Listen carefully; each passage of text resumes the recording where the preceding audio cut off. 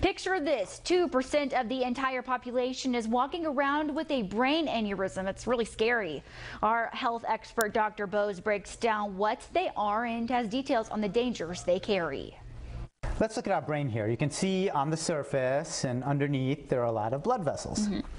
And let's say the lining on the wall of one of the blood vessels is weak, whether it's you're eating a poor diet, genetic reasons, smoking, things like that. You have a poor strength on the blood of the blood vessel wall. So then what happens is that edge of the blood vessel wall starts expanding, and it expands like a balloon.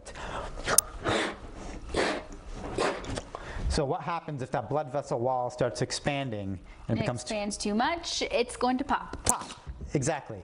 So when it pops, you're going to have a stabbing pain in your brain, and it's going to be like an ice pick that just hits you in the back of your head. Worst headache you've ever had. Yeah, like nothing you've ever had. It's scary, and women are 2 times more prone to have it than men. Great. And nobody is immune.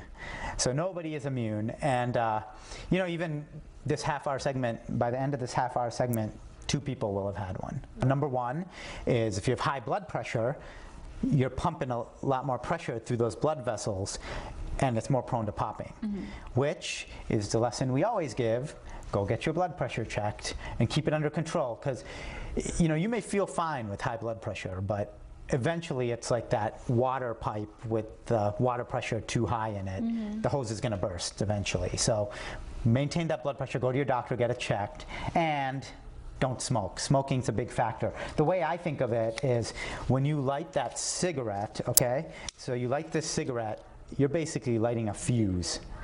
And it's lighting a fuse that's gonna go here and pop that blood vessel. So we talk about it all the time, no good things come from smoking. Exactly. So, best thing is just don't do it.